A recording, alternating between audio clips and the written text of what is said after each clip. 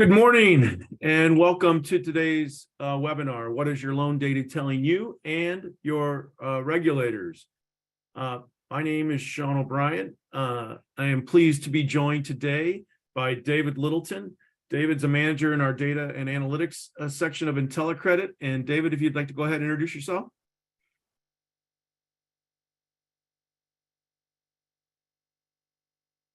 David, I think you're still on mute. Yes, sorry, thank you.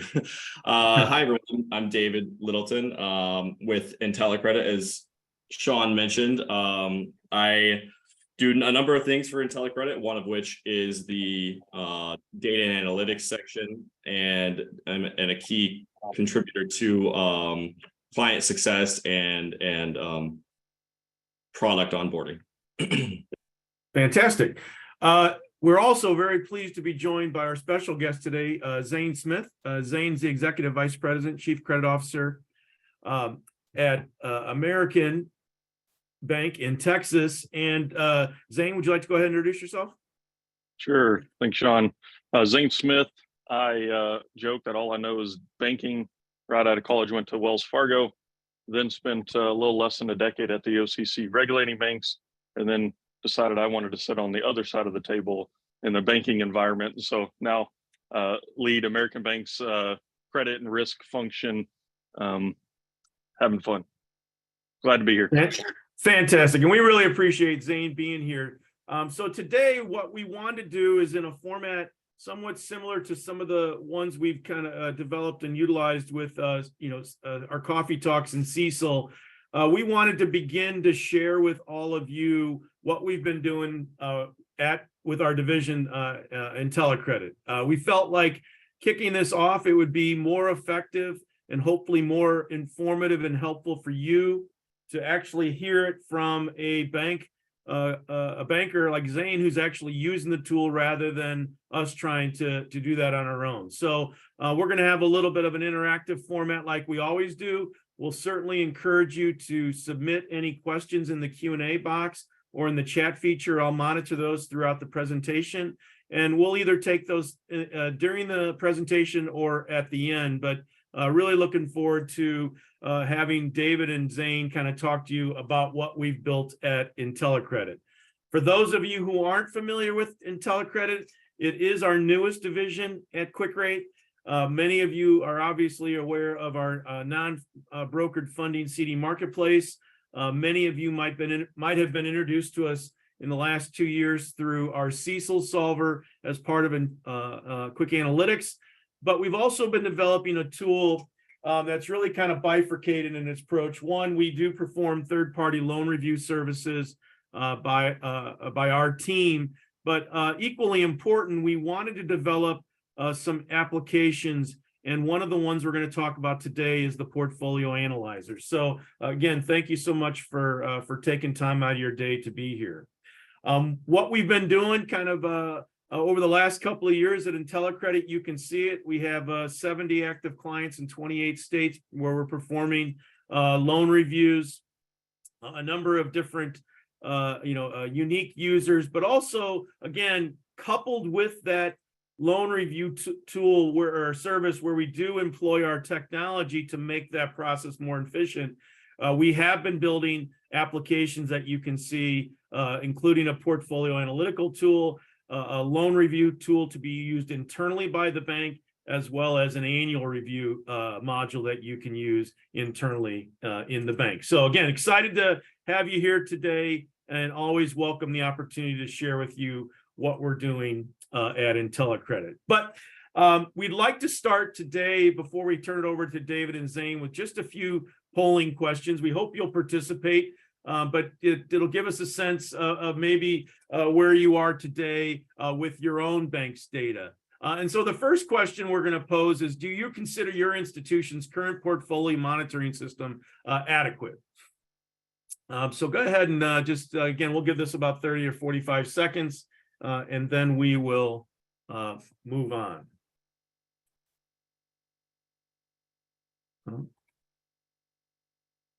Reshare my screen. Someone said they could not see my screen. David, can you see my slide? Yeah, I can see. You might have two monitors open. If you have two monitors open, there's often a reason why someone can't see the screen. So you may want to just check that.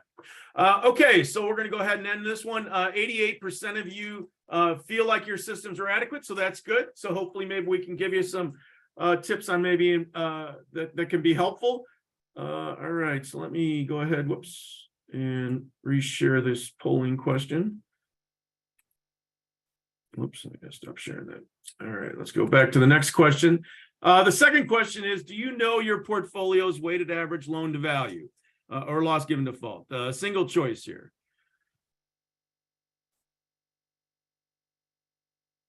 Yes or no on this one. So we'll go ahead and give this again about 30 or 45 seconds.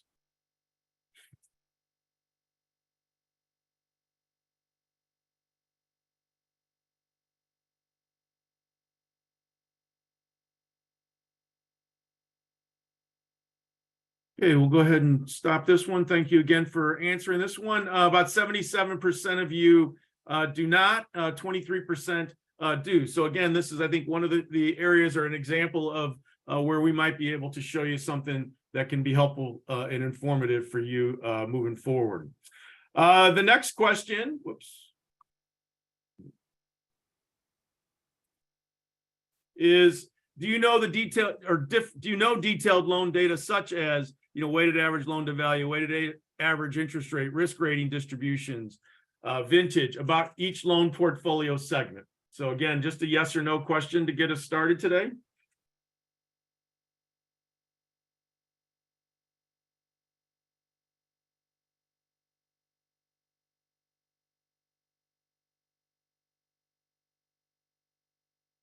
Okay, we'll go ahead and end this one. And again, similarly, 69% do not, 31% do. So again, I think hopefully this will be, another example of where, having access to more data about your portfolio, you'll hopefully find helpful.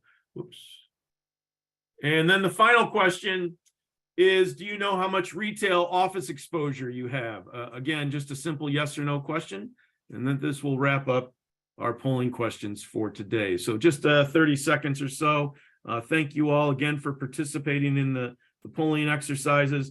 I failed to mention, we will include, as always, a copy of today's presentation, a link to the recording, and a copy of the slide decks, and we'll also include the results of these polling questions. So we'll end this one here. 68% answered yes, 32% no. So again, thank you all very much for participating in the polling questions for you. Okay, so at this point, I'm going to turn the presentation over to David and Zane, and they're going to take you through the important part of today's presentation. David, I'm going to stop and you can take the screen. Sure thing. And I can see your screen. Wonderful. Okay, so thank you everyone for joining us today. So the format of our webinar is going to be a little bit of a trade-off between Zane and myself, between a slideshow, and then Zane's going to be sharing some examples within our tool, how he in a real-world scenario uses the tool to manage his portfolio. So starting off, we want to talk a little bit about why loan data analytics is important. So, your loan portfolio is your DNA, and the data is the essence of that DNA. And proactively attempting to master your DNA through the data analytics is really how you can best understand yourself as an institution. And what's important through that process of data analytics is migrating from just the what about your portfolio to the why, and not just relying on a superficial understanding of what your exposures may be, but being able to drill down and analyze trends and analyze subsections of your portfolio. And all of these things can help lubricate and even lead conversations with your regulators when they have concerns. We've had recent bank failures, and regulators are going to be more skeptical than they have been in recent years. And being able to demonstrate to them and convince them that you have an active and proactive loan portfolio monitoring process can really help with those conversations and go quite a long way. So the first example that we want to get into is monitoring trends. So you want to know where you were and where you have been compared to where you are now. And what those emerging concentrations are. We know that in the banking industry, we're seeing an emergence of CRE and community banks in particular, as well as an increase in delinquencies. And knowing where your bank stands in some of these more industry-wide trends is the first and one of the more important parts of the data analytics. So Zane, I'm going to stop sharing and hand it over to you. Perfect. Yeah, and while you're doing that, I just wanted to add to some of your comments, David, on kind of the webinar's title, What is Your Loan Data Telling You? And regulators. So I've got a unique experience. I kind of know, I've been on both sides of it. So know what the regulators are thinking, what they're asking, what the bankers are thinking. But with that title, what is that really saying, or what's the why here? And so I've jotted some notes down here. And there's really 4 things I think you as participants can focus on. The first one is really what's the why on how can you build a strategy without having insight? And it goes to some of our polling questions on some of the participants didn't know what their loan data was or how much retail or office exposure. So I liken it to like trying to cross an ocean without a compass, without a navigation system, without a map. You're driving blind. How do you know where you're going if you don't know where you are or where you've been? The second one is it's a growth mitigation. So why do you need this?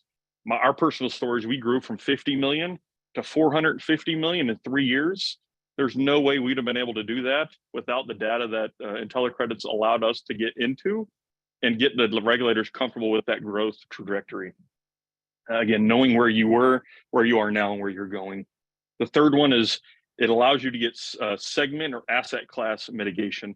So if you want to scale in retail, if you want to scale in office, we're scaling in hotels. It's allowed us to get comfortable with the hotel data, and the stakeholders, the board, the regulators get comfortable with it as well. And then lastly, if you knowing the data that the regulators are going to ask you about or have concerns with before they will. So if anyone comes in and asks a question, what if a regulator comes in and says, what is your weighted average LTV? Rather than saying, oh, I don't know, we've got the data to tell you that. So that's really kind of the 4 whys on, I think, make this or is most beneficial for y'all. So I'll dig in here. And the know your, David, confirm when you can see this. I can see it now. Perfect. So this is your first splash page. This is real data. We've scrubbed borrower names, but this is real data for my bank. And it's really, when you see this, there's a lot here, but it's all actionable and it's all at your fingertips. So again, this is raw data. We scrubbed it. So we went 1 year ahead. So think of this as last month of 23 to the prior month. We can see I had 166 loans. I grew by 4 and I grew by 12 million. So what if a board member or someone says, well, what are those? You click right in here and it tells you what loans were added to your portfolio, what loans were removed from your portfolio. You can see from a ACL, allowance for credit loss, what buckets they were in. We grew commercial real estate 11.6 million. We had some payoffs in other areas. Something I like to see is I had in my classified, my special mention, I had $7.5 million reduction in my special mention. Again, what is that? I click in there and it tells me the exact loan. Mrs. Dixon's loan paid off, which reduced our special mention. And also you get to see some past due distribution. We had 18 million reduction in real estate, residential real estate. This is unique for us. We have that serviced by someone else. So that one's a little unique, but in your environment, you may have some more distributions between those buckets, construction, commercial real estate. You get to see where that changes. And then also some other good insights, and we'll go into a lot of these as we progress in our webinar. The 2 charts or the tabs I like the best is this pricing for risk. As a risk officer, as a credit officer, I want to make sure our loans, we're getting compensated for the risk we're taking. Ideally, as you move or you progress down your credit spectrum from a 1 being strong to an 8 being a loss, as you progress up more risk, you expect to be compensated for that risk. So what this tool does is it takes all the data and it will highlight areas where you're not getting compensated for risk. So right here in our acceptable risk grade within our other construction and land development, our 4 rated acceptable from a weighted average is priced lower. Or sorry, this is telling me, if it was red, it was telling me it'd be lower. This is telling me it's getting close. There should be a larger distribution between that risk rating. So this is what I like to see. There's not any colors. That means as I'm taking more risks, I'm getting compensated for it. If you'd seen some more reds, that means we're not getting compensated. So let's dig in here and find a month. There we go.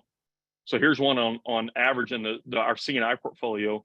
We have on the 3 credit, it's 6.8, but on my 2 above average, I'm getting 11%. So there's something in here that I need to be digging into. I can click in and I can see what loans those are. So then I can start asking those questions and digging.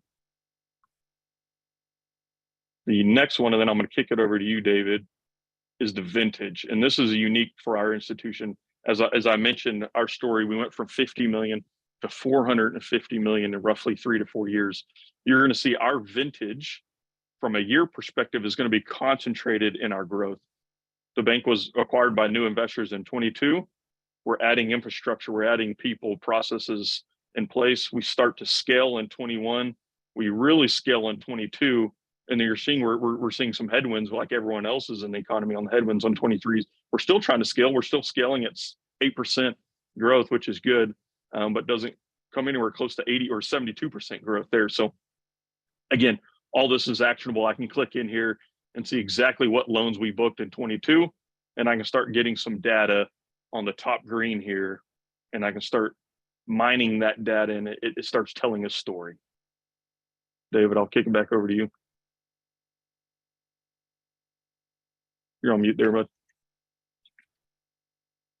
Thank you for that. Yeah, thanks, Zane. So let me share my screen. We'll go over our next example here. So our second key point is that we want to turn raw loan portfolio data into actionable information. It goes back to the proactive versus reactive stance that you want to take to understanding, again, your own DNA, your own data. And as Zane touched on just a bit a minute ago, it's about defining yourself and writing your own script. Some of the best ways to mitigate risk or to refute an issue that a regulator brings up are, having strong capital, having strong earnings, having a good portfolio mix, but then also having really experienced and robust portfolio monitoring. And so that's where you can, that's the part of the credit risk management that is really in your hands and can go a long way when speaking with regulators. And staying ahead of the stress markers and having early detection of being able to see, you saw Zane easily switch between month to month to month of data, being able to see, what trends are new this month versus last month, and really seeing those stress markers as soon as they pop up. And wrapping it all up, really just knowing your credit profile better than your regulators and staying on your toes rather than letting regulators put you on your heels. So I'll kick it back over to you, Zane, for the second example here. Perfect. So, and we'll hit on those 3 things in the blue boxes on that slide there. The first one, writing your own script. So again, when regulators, loan review comes in, stakeholders, board members, whoever it may be, comes in and says, hey, I've got questions around this. Again, we're getting to write our own script. So the thing we get most often is, yes, you're growing really fast. and I say we are growing fast, but I'm mitigating that risk and I'm growing with prudent and safe and sound measures. So this is, again, actual data. So when the regulator comes in and says, Zane, you've grown your portfolio from literally nothing in 3 years to $206 million. I say, yes, you're exactly right. But we're doing it with a weighted average LTV of 60%, 59%. So yes, we are growing, but we're not growing with 80, 90% loans. And we're getting a yield of 7%, which is probably in the 90th percentile in the market. And so you're starting to see that you're getting to write your own story. When someone comes in with questions, you're able to answer those with actionable real data. Staying ahead of the stress markets. I mentioned it there. Regulators are big on, you need to be stressing your portfolio. Absolutely, every banker needs to be stressing their portfolio. And for those in the polling question said you didn't know your weighted average LTV, that's why you need to be stressing your portfolio, because you know what that loss given default is. If you have a default, I know what it is. So yes, I think stressing is important to us. We do stressing from a top down, bottom up perspective, but my loss given default is, I know it's very slim. 60%, I've got to have compression of 40% value in my portfolio before I even lose a penny on anything. Again, this is a broad stroke. There's going to be some that are higher, some that are lower, but overall, I know how much stress my portfolio can hold. And then they say, well, this is your portfolio wide. What about this segment? Sure, stakeholder, sure, regulator. I can come in here, and what if they have questions on my hotel portfolio? Well, I just slice and dice it. Here's my hotel portfolio. My hotel portfolio is 66% LTV. So it's a little higher. I'm getting compensated for that risk at 8% yield. And oh, by the way, I've got a short maturity from my perspective. I'm not going out and doing 30-year loans. I'm doing more 5, 10 year loans.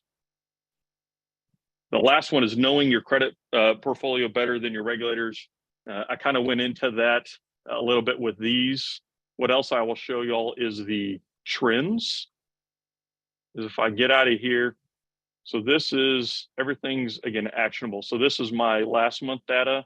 I can come in here and see, let's see what happens here. 59.95% with 206 in exposure, 166 loans, 7% yield.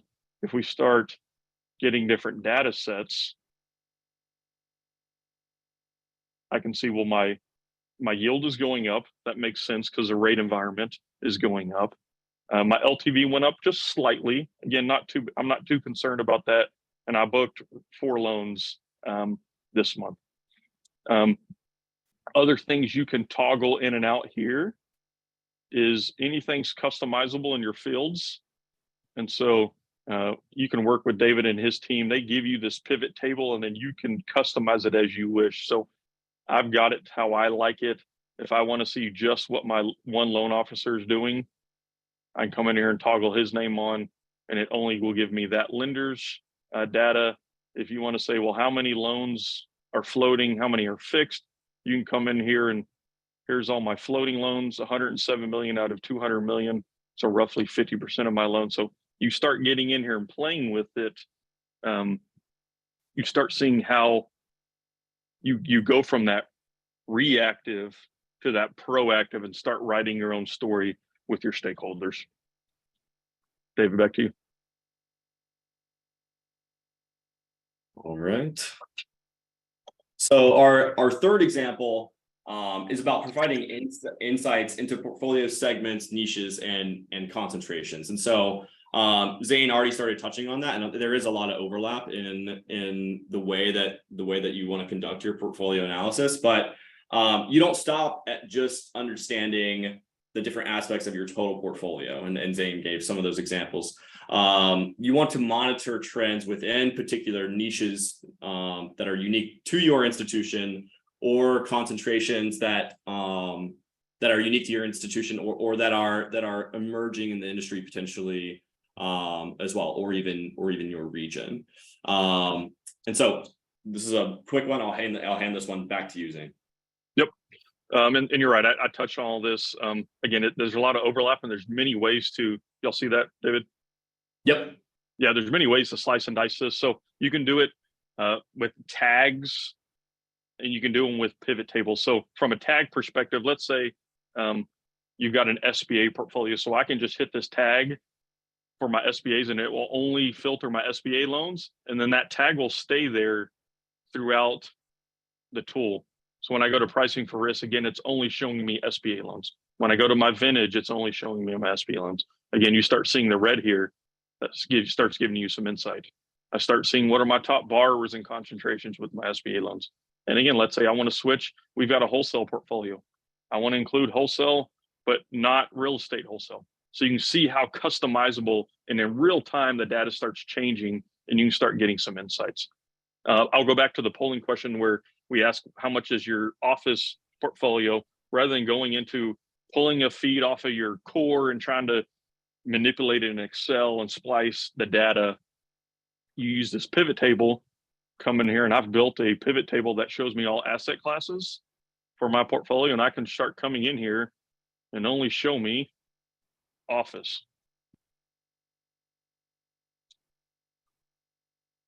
And it's going to show me I've got 5 million in office exposure. And then I can start, how much is that from a concentration of capital, from an allocation of my loan perspective? Is my office portfolio 61%? Well, how does that compare to my total portfolio? Am I more risky on my office than my portfolio, or am I more conservative? So you start seeing that segments, or how easy it is to slice and dice segments, niches with tags and pivot tables. Again, I told you we focus on hotels. So that's the big one that we work on. And I can splice and dice it however I want. I know how many are in each state. That's a big thing with regulators now, is what's your geography? Are you in New York or California, San Francisco specifically, that's having a lot of issues? Well, we have some exposure in California, but from an overall portfolio basis, it's not that much. So you start seeing that data, again, telling the story with different looks from segments, from niches, and you're able to drill down. Again, that's the main takeaway here, is you're not looking at 30,000 foot level data, you're getting into the weeds, and you're actually able to take actions on that. It's hard to take actions on 30,000 foot level. It's really easy when you can drill down to borrower specific information and start picking out, do you have concerns with Mr. Casey or Mrs. Casey's loan right here? David, back to you. Yep. Let me share my screen, and I want to remind people that if you have any questions or comments, or feel more than welcome to use the chat function as we wrap up here. So the last thing we want to talk about is reporting, and all this information is fantastic to know and for you as an individual to explore, but we all know at the end of the day, you need to, on every month or every quarter, be able to put things on paper and deliver that to boards and so on. And so Zane will show you in a minute how you can convert a lot of these things we're seeing in the interactive web-based interface, how you can get them into that report format. So we want to concisely and routinely convey the information, again, to board and management. And we want to be able to build reports that convey the script that we're writing about our portfolio, and that can, yes, provide the what, and then also provide the why. So that gets into the custom aspect, because obviously from bank to bank to bank, the what and the why varies greatly, and being able to show what you want to show in your reports is critical. So Zane, back over to you. Yeah, and as David said, it's one thing for me to know the data, for me to see the data. It's the next thing to, again, tell my board, to inform my fellow executive members, my executive team, what the data is. And so with this template builder, these are the standard reports that you get in IntelliCredit. And then you can come in here, and I've named mine monthly credit reports, and I've built, if you see these change here, I've built what I want my report to look like. I've added a few more. But you come in here and I start generating that report. It's going to pull them all. You download the report. It's going to start pulling all that data. if it takes too long. It usually pretty quick. It will then spit it out into a PDF. Here it is. PDF format. David, do you see that? Yes, I do. Yep. So it's got your branding on it. You can call it whatever you want it. We're using this just for our commercial portfolio. We don't run our autos, our consumer paper. We have a factoring shop. We don't run our factoring through here as well. So it's strictly a commercial tool for us. And we start seeing all those actionable things we were showing, but now it's in a report friendly format. I can start sending it to my board members and my fellow team, and they can start seeing it as well. And it's very simple. You come in here and say you want to add a chart, you want to add a page, you say where you want to put it, and then you start adding tables in here, and you can rearrange it how you would like to see it.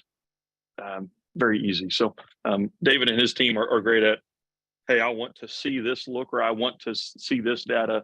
They'll help you build it. And I think it goes to one of the polling, or one of the questions from the participants was, how hard was this to implement? Pretty easy. David, I'll let you talk on your side, and then I can kind of add my 2 cents. Yeah, sure thing. So that's perfect. The next slide here is about getting started. So the tool is web-based, and it's obviously SOC 2 compliant and a secure platform. There's no integration to the core. So getting up and running is very, very quick. We essentially take a Excel-based loan portfolio data file and upload that into the system, and we configure the upload so that every month, or however often you would like to upload data, it's just a drag and drop each time you load new data. But the process from when we obtain that first file with your loan portfolio data to when you are up and running is really days, less, one day, or could be less even. And so it's a very easy process to get up and running. So this is just a visual of how this tool fits into the IntelliCredit offerings. You can see obviously the portfolio analyzer here. We also have tools for annual reviews, as well as software for internal loan review departments at banks, as well as our loan review as a service offering. And so we can obviously provide whatever you need in any of these categories, but today we've been focusing on the portfolio analyzer. So again, thank you, Zane, for joining us. It's great to have your real world insight and real world examples. And if you have any questions or want to contact Zane, here's his email and LinkedIn on the page here. And if you would like a demo or any information about IntelliCredit, you can visit IntelliCredit.com or email info@IntelliCredit.com as well. Thanks everyone for joining. Sean, did you have any last words? No, I guess I do. Just a few. Again, big thank you to Zane for joining us today. Thanks for David for participating in the webinar. Oh, and David, maybe we just had a question. If we can move back the screen to show the different product names. We just had that come through the chat. But I think, again, I think our hope is that we will begin to, on a regular basis, bring you more information about IntelliCredit. We're really excited about what David Littleton, David Ruffin, Larry Poole, and the team at IntelliCredit have built. And so again, we want to, as best we can, help you try to find ways to be more efficient, be more knowledgeable about your data at the bank, and want to do it in a way that can be educational as we go along the way here. So again, thank you all very much for joining us today. We have upcoming webinars in Quick Rate and Quick Analytics as well. We'll have the coffee talk again later this month. So just be on the lookout for additional information from all of us. And I'll just leave it to David and Zane if you have any final comments before we let everybody go today. No, yeah, I appreciate it. As the slide says, if you have questions, how I use the data, I know some of this is just high level, but if you've got specific questions, hey, can you see this insight? Shoot me an email. Happy to jump on a call and kind of show you how we look at it. both from the regulator side, the banker side. I'm pretty active on LinkedIn, so happy to help put out a lot of videos. So look forward to connecting with you all. Yeah. Yeah. The only thing I have is, of course, I'm here to answer any questions, and part of our process is with anyone who's interested in our products is to have an in-depth demo. So if you'd be interested in any of that, again, IntelliCredit.com or info@IntelliCredit.com is an email. Fantastic. So David, maybe just move the slide to that final page. And so again, thank you all very much for joining us today. Look for our upcoming webinars. Again, one final thanks to Zane and David, and we'll let everybody go back to their day. Appreciate you joining us, and have a great day. Yeah. Thanks, everyone. Appreciate us. Thanks.